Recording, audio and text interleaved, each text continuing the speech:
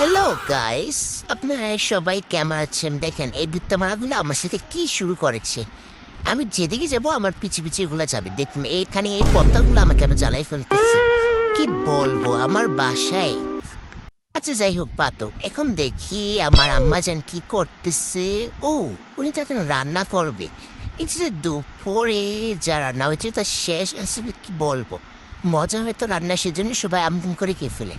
আচ্ছা আমি, আরে এদিক তো নুডলস বের করে রেখেছি। আচ্ছা যাই হোক, রেখে চলে যাই। আম্মু কাছে আসলাম, এইটুকু বুঝতে পারা আম্মাটা কি শুরু করেছে। ও সব সময় জ্বালায়, দেখো ওর বারবার বারণ করতেছে, তারপরও ও এটাতে হাত দিতেছে। তারপর কত বেয়াদব, একদম বেয়াদব শালা বেটাটা। সবসময় এমন করে, মানে কারোর কথা শুনে না, সারাদিন শুধু দুষ্টুমি দুষ্টুমি দুষ্টুমি। তাও কারো কথা শুনবে না, আর বড়দেরকে শুধু মারবে, কারো কথা শুনবে না।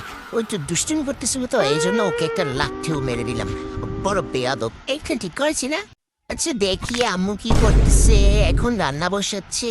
তো আমি যাওয়ার পর আম্মু বলতেছে তুই এখানে কেন এসেছিস, তুই এখান থেকে যা। আমাকে তাড়িয়ে দিল। দেখি আমার বড় বোন কি করতেছে, ও এখানে কাজ করতেছে।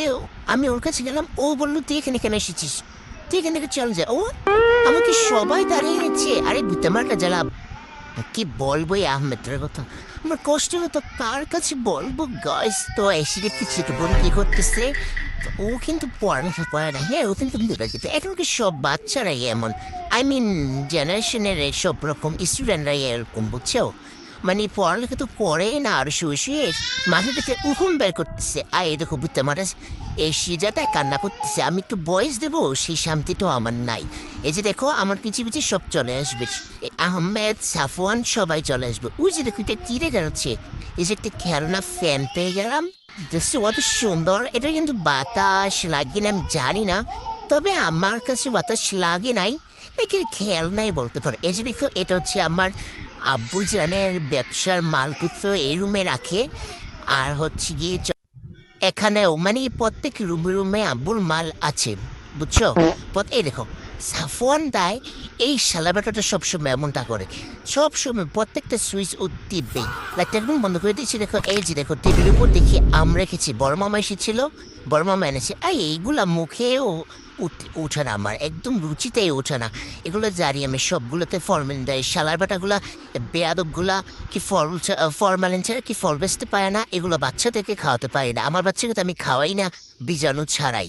সো এই যে দেখো আম্মুর কাছে আসলাম, দেখি কি করে। ওমা, বেটে যাওয়ার সাথে সাথে আমাকে হারা দিয়ে ফেললো, দেখছো?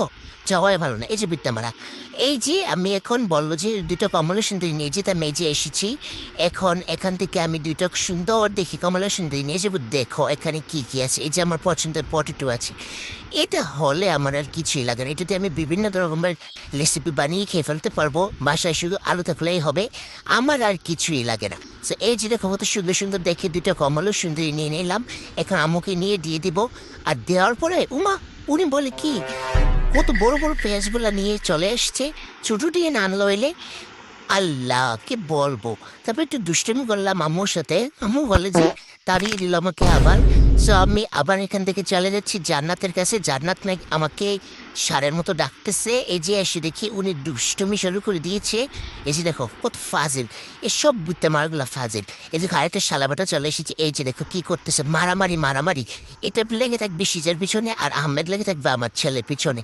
তো এই চলতে থাকি ঘুরে ঘুরে, বুঝছো? সিজা হচ্ছে সবার ছোট, সেজন্য ওকে মারতে পারে বেশি বেশি, বুঝছো?